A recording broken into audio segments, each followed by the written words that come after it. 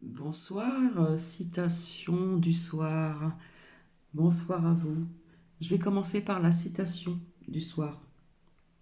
Se ressourcer est vital pour la santé de notre âme et de notre corps, et ceci est de Ambika Waters. J'espère que je le prononce bien.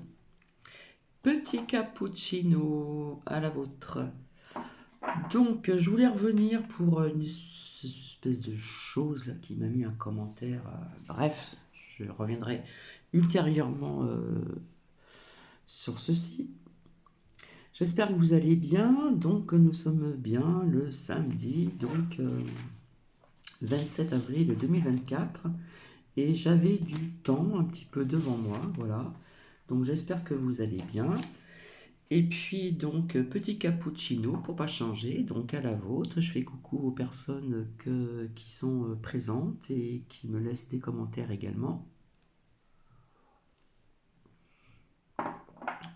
Donc je viens vers vous vis-à-vis de tout ce que je vous ai fait entendre et écouter, que j'ai dit depuis plusieurs années également aussi, etc., etc. Il y a certaines choses dont j'ai parlé, on peut dire, à des personnes que je connais bien et puis des amis, de ce que je pensais de certaines choses.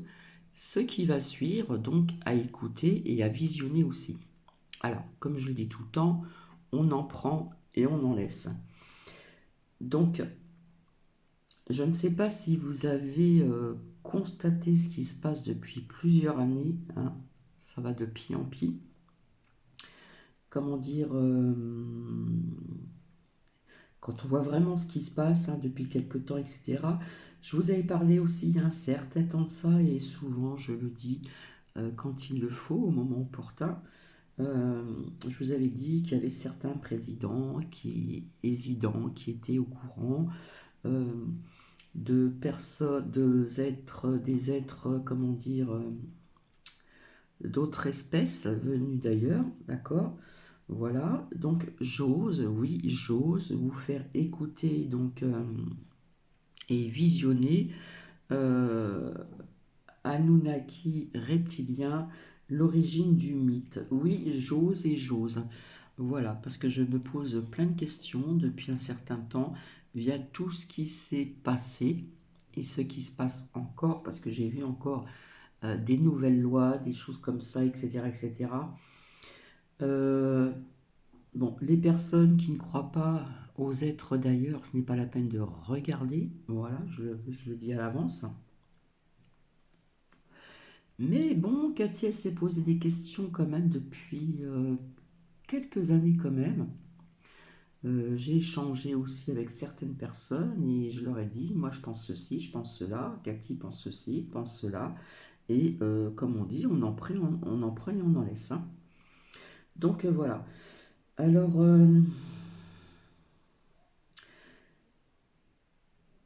vis-à-vis de ce que je vous avais parlé depuis très longtemps, des résidents qui étaient au courant de, comment dire, d'être venus d'ailleurs, hein, voilà.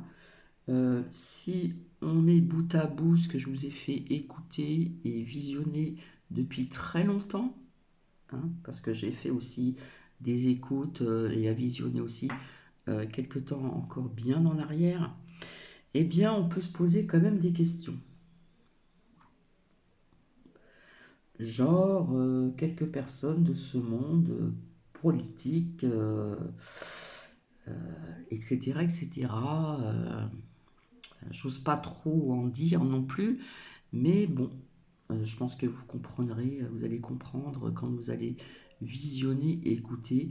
Alors je ne sais pas vraiment, hein, ce que c'est toujours, Cathy est toujours imprévisible, rien n'est préparé à l'avance. Voilà, c'est toujours de l'imprévu, hein, comme d'habitude. Et donc, bah, on peut se poser des questions quand même. Toutes ces nouvelles technologies, cette avance qu'il y a eu de nouvelles technologies qui a été d'une rapidité incroyable et c'est pas terminé, hein. Ces technologies sont toujours en avant, en avant, en avant et vous allez voir que ça va être, comment dire, rappelez-vous, j'avais vu depuis longtemps des nouvelles technologies. Donc, je me suis posé la question si il y avait un lien vis-à-vis des êtres d'ailleurs venus sur Terre depuis très longtemps et qui seront peut-être encore parmi nous. D'accord? Donc là, ce que je vais vous faire écouter et visionner, c'est Anunnaki reptilien. Alors souvent, il y a des personnes, quand on parlait de Mac Mac, hein, vous voyez qui je veux dire, on l'appelle le reptilien, le serpent, il ressort tout le temps comme ça dans les oracles, soit c'est en El Diablos, dans des tarots, ou soit il ressort en serpent, reptilien, vous voyez ce que je veux dire? Voilà. Donc c'est l'origine du mythe. Alors oui, c'est une personne qui fait énormément de recherches, etc. Et donc ça faisait très longtemps que je voulais donc venir vers vous pour vous faire écouter ceci, et puis visionner aussi. Et je le dis encore, euh, on en prend et on en laisse. Mais vous savez, il y a tellement, tellement, comme je vous ai dit, vous allez apprendre tellement de choses, des révélations, je disais toujours des mises en lumière sur certaines personnes, etc. Je ne vais pas nommer la personne, mais on a appris certaines choses d'un chanteur. Je ne vais pas non plus l'accabler, mais bon, voilà, certaines choses comme ça, bref. Je vous avais dit qu'on apprendrait encore des révélations sur pas mal de choses et, euh, et qu'il y a des personnes qui pourraient rester, comment dire, bouche bée. Mais je le redis encore, on en prend et on en laisse. Alors je vais essayer de parler un peu plus fort parce qu'on m'a dit que le son était faible, donc j'en suis désolée, j'ai pas les moyens de m'acheter un micro. Voilà. Euh, alors je le répète encore, en ce qui concerne le générique, on me l'a envoyé, je dois voir la personne en début de semaine prochaine pour mettre ceci en route. Voilà. Donc vous allez découvrir ce générique qui a été créé par une personne, par un monsieur d'ailleurs, je le remercie encore, aussi bien la musique que les images. Alors au niveau de technologie, comment dire, j'arrive pas à trouver le mot, l'intelligence artificielle, je suis restée scotchée parce qu'on m'a envoyé un lien et d'un poème avec l'intelligence artificielle, ça peut devenir très dangereux. On obtient une voix de chanteuse, on a l'impression que c'est une réelle voix et, euh, et de la musique. Voilà. Donc le générique a été créé au niveau de la musique comme ceci.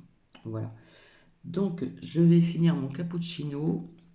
Donc je vais répéter donc la citation du soir. Bonsoir. Se ressourcer est vital pour la santé de notre âme et de notre corps. Ceci est dans Bika, pardon, Hoters. J'espère que je le prononce bien. Voilà. Donc, je vais mettre sur pause. Je vous retrouve plus tard. Alors, si vous voulez mettre des commentaires, toujours dans la bienveillance, n'est-ce pas? Et je reviendrai ultérieurement, certainement demain, assez rapidement, pour mettre les points sur les i vis-à-vis d'un commentaire vraiment, enfin, une certaine chose qui a mis ça en commentaire. Bref.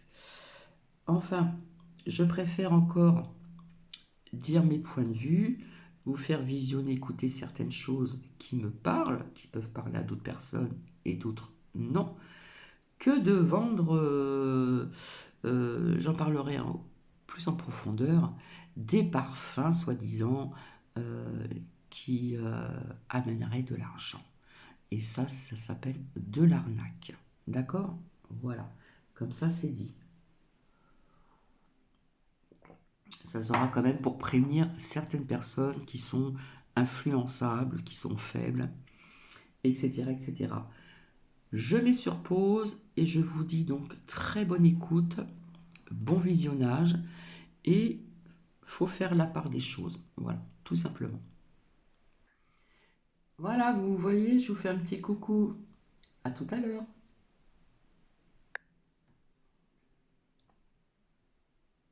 D'après une étude menée en 2013, 4% des Américains seraient d'avis que des reptiles métamorphes contrôlent notre société ou tiendraient une place importante d'influenceurs. Ces êtres reptiliens, prenant une apparence humaine, ne seraient autres que Barack Obama, feu la reine Elisabeth II, Madonna, Justin Bieber, Katy Perry ou encore les Clinton, les Bush, les Rockefeller ou les Rothschild. D'où vient donc cette croyance que des êtres exogènes de type reptilien auraient secrètement pris le contrôle de notre planète? Aujourd'hui, en France, à la suite de David Icke aux USA, l'auteur Anton Parks popularise l'idée dans ses romans que les Anunnaki, les dieux sumériens, étaient un groupe d'humanoïdes reptiliens. S'inspirant de ces auteurs, de nombreuses vidéos et articles fleurissent sur le net, promouvant ce schéma de pensée. Mais tout cela est-il réellement basé sur des fondements solides, ou cela s'apparente-t-il plus à de la fiction? Nous demanderons l'avis d'un spécialiste, traducteur de la langue sumérienne, afin de savoir si les tablettes cunéiformes révèlent réellement la nature ophidienne de ces divinités du Proche-Orient.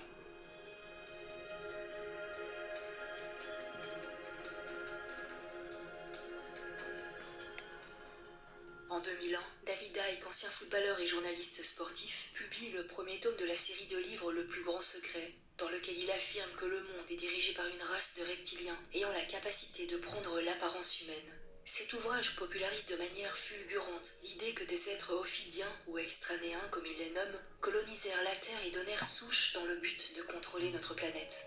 Dans un mélange de complotisme, d'ésotérisme et de fiction, comme nous le développerons plus tard, se basant entre autres sur le travail de Zecharia Sitchin, Icke développe dans ce livre l'idée que les anciens dieux mentionnés dans toutes les mythologies du monde, et en particulier les Anunnaki, étaient des êtres à l'apparence reptilienne, débarqués sur Terre en provenance de la constellation du Dragon. Se mélangeant aux hominidés de type Homo erectus présents sur notre planète, ils auraient engendré une descendance, les Néphilim bibliques ou demi-dieux, des êtres génétiquement supérieurs dont la lignée fut destinée à régner insidieusement sur les peuples de la Terre, et dont les familles royales et de la noblesse actuelle sont encore les descendants. La pureté du sang reptilien de ces familles serait préservée grâce au mariage consanguin. Citant l'écrivain William Branley, Icke affirme qu'il y a plusieurs millénaires, les Anunnaki ont créé une société secrète appelée la Fraternité du Serpent, qui était utilisée pour manipuler l'humanité et contrôler les peuples. Cette fraternité serait le cœur stratégique du réseau mondial contemporain des sociétés secrètes que contrôlent encore aujourd'hui les reptiliens. Certains auteurs, que je ne citerai pas pour ne pas leur faire de promotion, vont même jusqu'à avancer que les Anunnaki reptiliens se nourrissent de chair humaine, mais aussi de nos pensées et de notre énergie. Les Anunnaki n'auraient donc pas créé l'homme uniquement pour en faire un esclave, mais aussi pour s'en nourrir selon eux.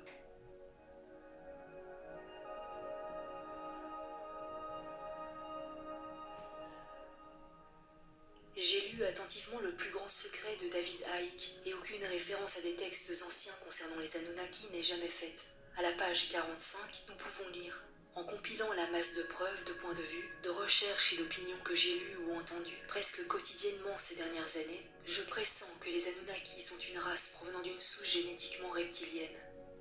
Sur ce sujet, et contrairement à d'autres thèmes très étayés dans ses ouvrages, l'auteur donc pressent, mais ne démontre pas ses affirmations.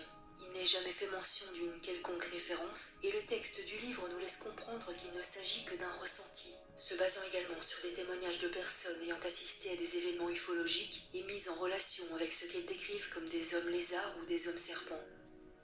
J'ouvre une parenthèse pour spécifier que tout n'est pas à jeter chez Icke, bien au contraire. Mais à la page 47, l'auteur mentionne comme unique élément probant les célèbres statuettes de la période d'Obéide, représentant d'après lui des figurines lézards qui représentent physiquement les dieux Anunnaki. En réalité, la civilisation d'Obéide ne peut pas concrètement être reliée à la civilisation sumérienne. Cette culture a évolué du 7e au 5e millénaire avant notre ère, soit presque 2000 ans avant la culture sumérienne proprement dite, à laquelle il est donc. Rappelez-vous, je vous avais parlé depuis très très longtemps de ce film que j'ai vu au cinéma à Paris. C'était la rencontre du troisième type, il me semble. Et puis, à un moment, tout le monde parlait de cette série V. Hein, c'est une série très ancienne, puisqu'il me semble que j'avais dans les 16 ou 17 ans la série V. Hein. À un moment, pas mal de personnes en parlaient. Moi, je dis ça comme ça en passage, hein, tout simplement. Donc imprécis d'attribuer ces objets. En outre, nous n'avons aucune information concernant le but recherché par les créateurs de ces figurines. Était-elle un reflet d'une réalité bien tangible pour les humains de cette époque, ou de simples représentations stylisées ou concepts artistiques? En l'absence de textes descriptifs datant de cette époque, aucune affirmation ne peut être faite. Voici ce qu'en pense Louis Galador, spécialiste diplômé en langue sumérienne. Dans le sud de l'Irak, une nouvelle culture sédentaire apparaît vers 6500 avant notre ère. C'est la culture dite d'Obéide. Celle-ci connaîtra une expansion sur une grande partie du Proche-Orient ancien jusqu'en 3750 avant notre ère. Les agriculteurs-éleveurs qui se sont installés dans cette région vont élaborer une ébauche d'urbanisme, avec des habitations de plan tripartite, et au fil du temps le développement d'une architecture monumentale. Ils développèrent aussi des céramiques à pâte beige, à décor peint, de couleur noire ou brun foncé, et des figurines en terre cuite dites ophidiennes. 3 sites majeurs nous ont livré ce type de statuettes, à savoir Our, Eridu et Tel El Hawili. Toutes sont debout et leur taille avoisine les 15 cm de hauteur. Elles ont un corps longiligne, des jambes jointes et se tiennent sur la pointe des pieds. Elles ont une tête avec une élongation occipitale et un faciès dit ophidien. Nous constatons l'absence de cou, ou parfois un cou très fort, des épaules anguleuses et des mains ramenées au niveau de la taille. Sur les 121 figurines connues, 79% représentent des femelles, 4% des mâles et 17 sont asexuées. Ces figurines furent fabriquées à partir d'argile modelée et cuite. Nous distinguons des éléments appliqués ou incisés sur la silhouette, à savoir des yeux en grains de café, des pastilles sur les épaules, des incisions pour figurer les doigts, le triangle pubien, la ligne de séparation des jambes ou encore certains traits du visage. Des traits de peinture ont été parfois décelés sur le torse ou le dos. Certaines, enfin, présentent des traces de bitume sur l'élongation occipitale qui suggèrent la possible existence d'un matériau rapporté pour figurer les cheveux. À Our, des figurines tiennent sur leur gauche un enfant qu'elles allaitent. Parfois, le corps de l'enfant s'enroule autour de la taille de sa mère, accentuant l'aspect reptilien. Certaines furent retrouvées dans un cimetière, d'autres enfouies dans le sol des maisons avec des poteries. À Eridu, nous avons une figurine masculine qui tient dans sa main gauche un objet allongé, peut-être un sceptre. Certaines ont des lignes ondulées sur les jambes, figurant probablement un vêtement. À Tal El Wili, les figurines ont des yeux systématiquement incisés et non pastillés. Elles présentent des perforations au niveau de la lèvre supérieure et 2 autres sur le menton pour certains exemplaires. Aucune analyse définitive n'a été effectuée concernant ces artefacts et de nombreuses questions restent ouvertes. Par exemple, leurs yeux sont-ils franchement reptiliens ou simplement fermés? L'élongation occipitale peut-elle évoquer des déformations crâniennes pratiquées du vivant des individus? La perforation de la lèvre supérieure ne serait-elle pas la représentation d'un labré? Le fait que ces figurines ophidiennes furent retrouvées dans des cimetières nous oriente à penser qu'elles avaient un lien avec l'au-delà. Il y a aussi un aspect à la fécondité à ne pas négliger, du fait que certaines tiennent un enfant dans leurs bras. Il est malheureusement impossible de retracer l'origine de ces figurines car les preuves matérielles nous font défaut, et nous n'avons aucun écrit nous permettant d'en savoir plus sur leur histoire. Cependant, la comparaison de ces statuettes d'Obéide avec certaines figurines des sites de Shokamami et Tel Es-Sawan, datant de la période de Samarra, donc là nous sommes aux alentours de 6200 à 5700 avant notre ère, peut nous éclairer sur l'origine possible de cette morphologie spécifique. Des parallèles peuvent être établis dans la manière dont les traits du visage et du corps sont représentés. Dans le cas des figurines de la Mésopotamie centrale, les têtes sont également allongées et présentent des traits du visage appliqués ou peints. Les yeux ont également la forme de grains de café, affichant une forme ovale incisée par une fente profonde. Des pastilles d'argile ou des traits de peinture sombres ornent le torse de chaque figurine. La seule caractéristique qui ne correspond pas entre les figurines de Samarra et celles du sud d'Ubaïd est la posture, qui est respectivement rendue assise et debout.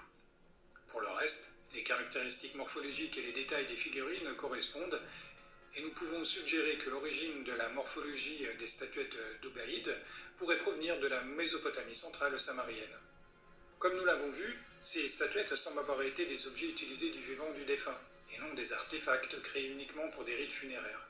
Il est possible que ces figurines appartenaient ou aient été fabriquées par des membres d'un certain groupe social, à savoir un dirigeant, un prêtre ou un sorcier. Elles furent vraisemblablement utilisées dans un certain but que nous ne pouvons plus reconstituer. Pour conclure, nous constatons que ces figurines ophidiennes ne sont pas mentionnées dans les textes mésopotamiens, ce qui sous-entend probablement qu'elles n'étaient plus utilisées par les civilisations qui suivirent la culture d'Obéide.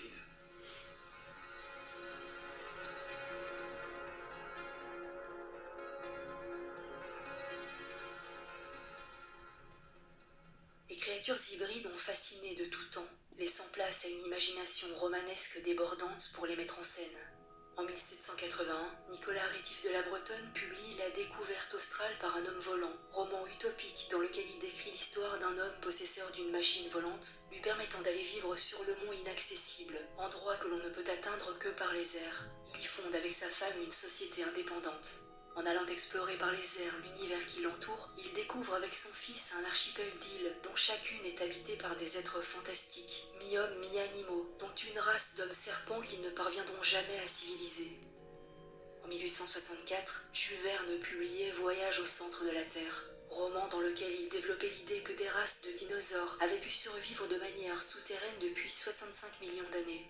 Au sujet de Jules Verne, je vous conseille l'excellent livre de Michel Lamy, Jules Verne, initié et initiateur.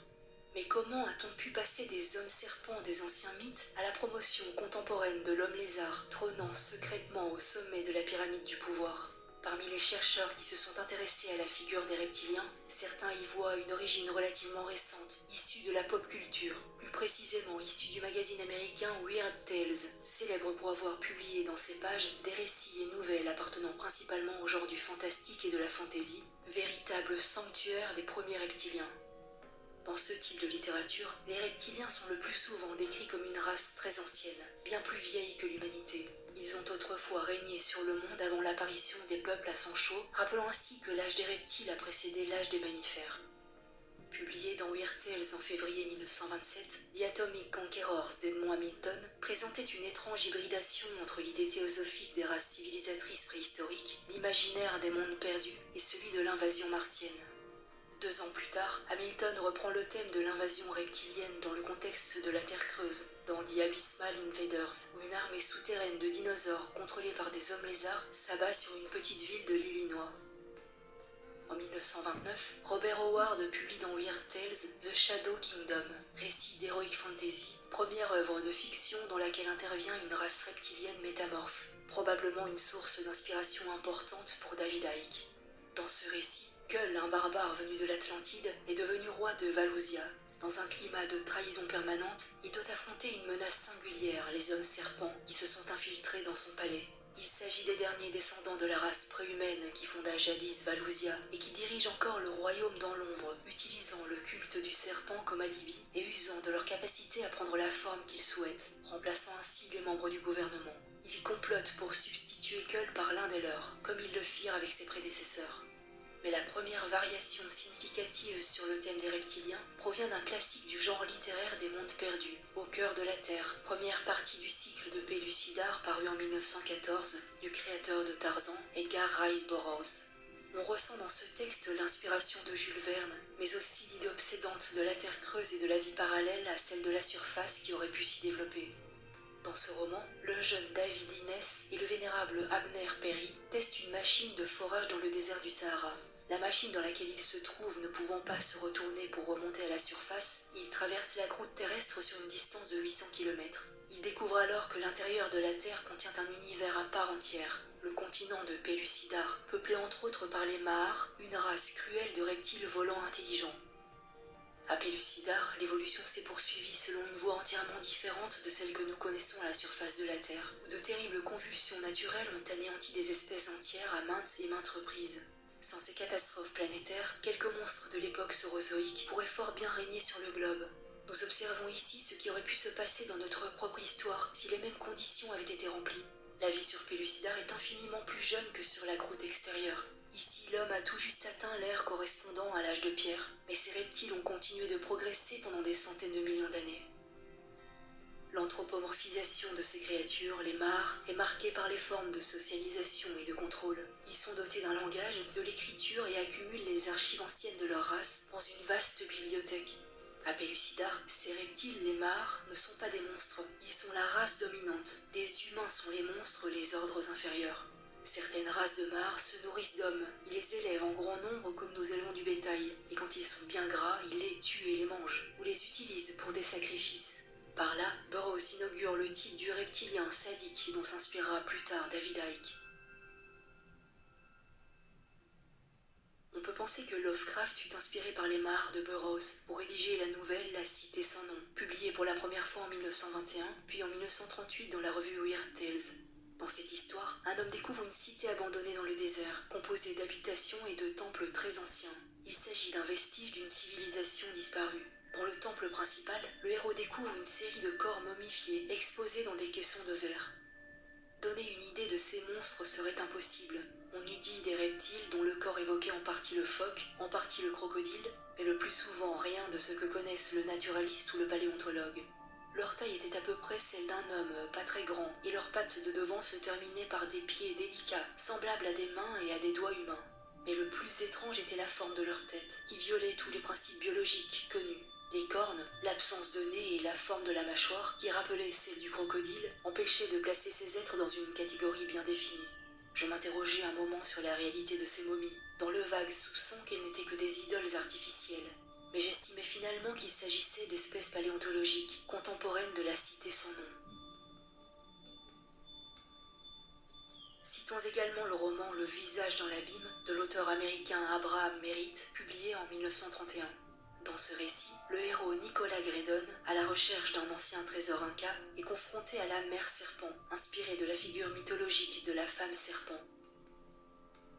L'année 1930 fut aussi celle de la rédaction des tablettes d'émeraude de Thoth l'Atlante par Maurice Doreal, occultiste américain fondateur de la confrérie White Temple, dont David Icke déclare ouvertement s'être inspiré, à ne pas confondre avec la table d'émeraude d'Hermès.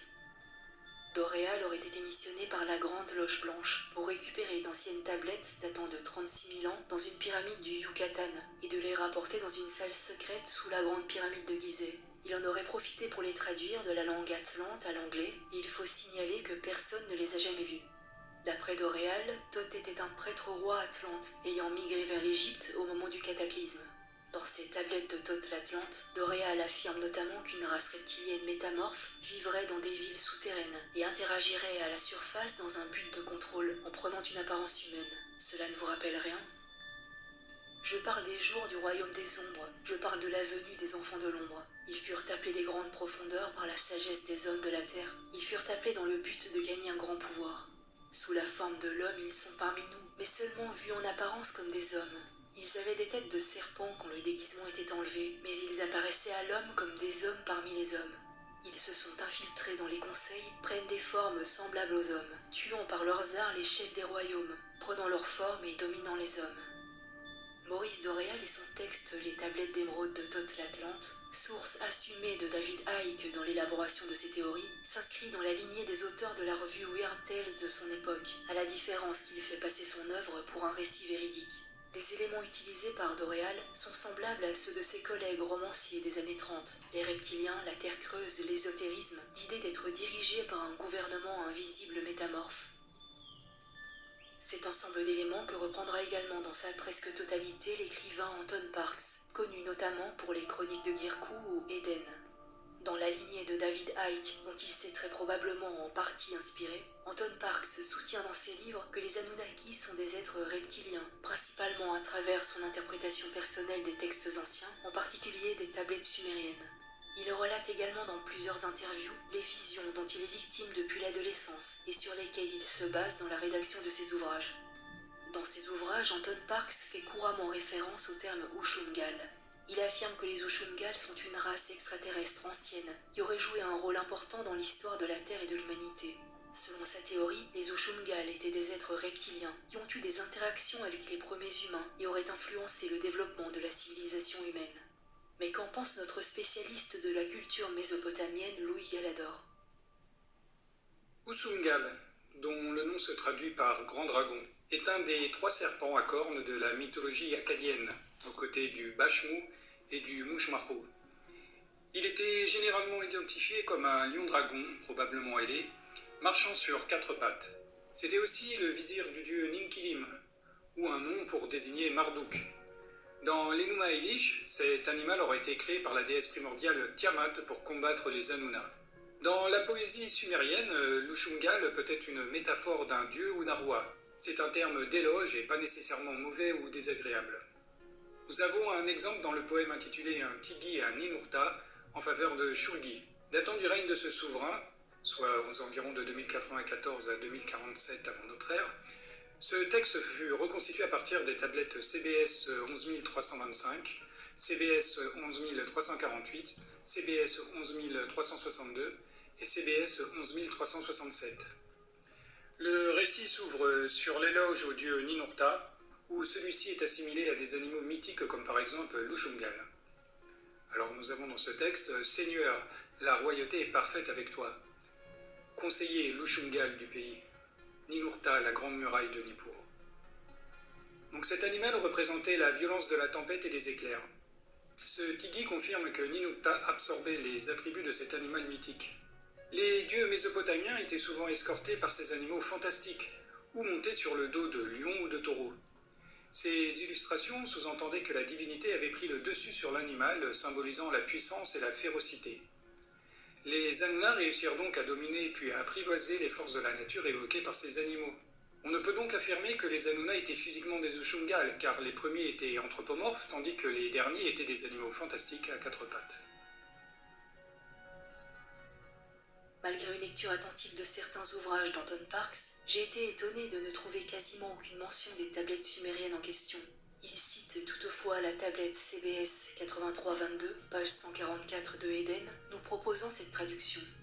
De grands bosquets avaient été découpés pour protéger la route et aussi nous préserver du souffle étranger. La joie de l'outil estimé des dieux ne devrait pas être emportée par la mer, responsable de l'homme. Le serpent garant des destinées et de la demeure avait le pouvoir de révéler le destin de l'homme en charge du talus. Louis Galador nous propose une autre interprétation de ce texte. La tablette CBS 8322 fut découverte durant les fouilles de la bibliothèque du temple de Nippur par les archéologues de l'université de Pennsylvanie. Ce document fut traduit par George Aaron Barton en 1918 et publié pour la première fois sous le titre An Old Babylonian Oracle dans l'ouvrage Miscellaneous Babylonian Inscription No. 2. Alors sur chaque face, nous trouvons deux colonnes où sont répartis les différents passages du récit. Barton confesse que l'interprétation proposée est incertaine. Selon lui, le texte décrirait un oracle donné par un voyant pour un prêtre appelé Alakal. Ce dernier souhaitait apparemment reconstruire des habitations, ou alors un temple en bois de cèdre. L'assyriologue suggère qu'Enlil apparut et prit la hache d'Enki, peut-être pour couper des cèdres pour le bâtiment qu'il continuait de garder.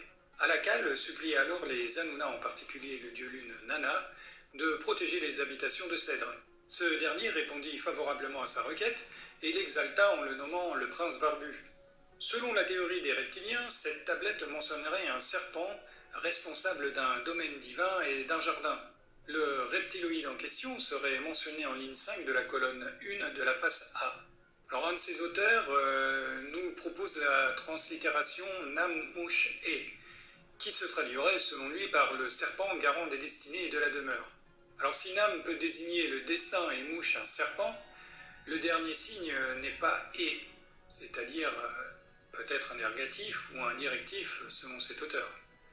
Et encore moins « et de », c'est-à-dire le signe désignant une maison ou un temple. De plus, pour garant, nous devrions trouver Shudua. Pour cette même ligne, Barton propose Namshirge, qu'il traduit par « of the apparent fate », du destin apparent.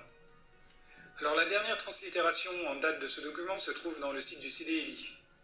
En 2015, Daniel Foxvogue aurait donné la translittération suivante, Namu Shulu. Alors ce mot est inconnu dans le dictionnaire de l'EPSD et semble se trouver uniquement sur cette tablette. Donc le professeur Foxvogue m'a déclaré par email qu'il n'avait aucune idée concernant la traduction de cette ligne et qu'il n'avait aucune information à ce sujet. Alors cette réponse expliquerait pourquoi ce genre de document est généralement mis de côté en attendant de découvrir de nouvelles tablettes nous permettant de faire la lumière sur son contenu. Cependant, nous constatons que sa structure, si tel est le cas, est identique à Namlu Ulu, que nous traduisons par humanité, gens, population, être humain. Nous aurions ainsi un mot faisant référence à la nature ou au caractère du serpent, alors peut-être aussi un reptile. Quoi qu'il en soit, il n'y a aucune preuve concrète d'une créature mi-homme mi-reptile dans cette tablette. Tout au plus, un animal de la famille des reptiles, mais cela reste très hypothétique.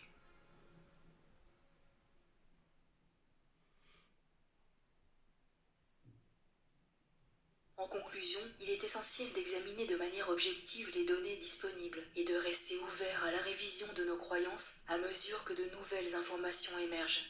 Cependant, les Anunnaki tels qu'ils sont décrits dans les anciennes mythologies mésopotamiennes étaient plutôt des divinités complexes et anthropomorphes, avec des traits humains et non reptiliens.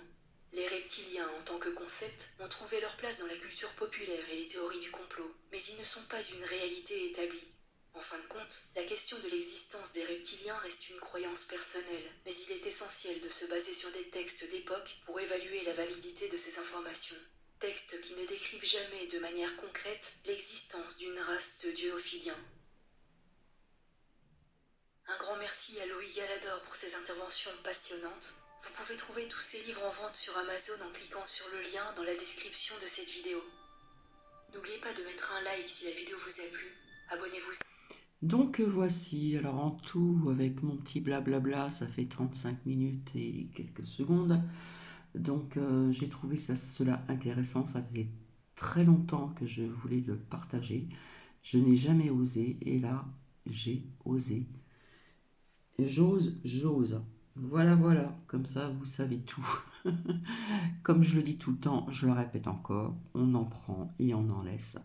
Mais j'ai échangé avec plusieurs personnes et si on observe bien notre, comment dire, Mac, je ne sais pas si vous avez constaté à plusieurs reprises, et ça je l'ai dit depuis très longtemps, parce qu'il faut observer tout, il faut tout observer, les regards, les gestes, etc.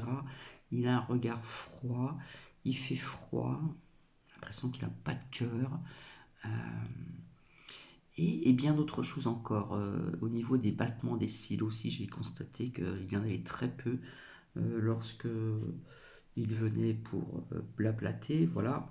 Bref, je n'en dirai pas plus, je vais vous laisser, je vous souhaite une agréable soirée et je vous retrouve ultérieurement, je pense revenir demain assez rapidement pour comment dire, cette espèce de chose qui m'a mis un commentaire.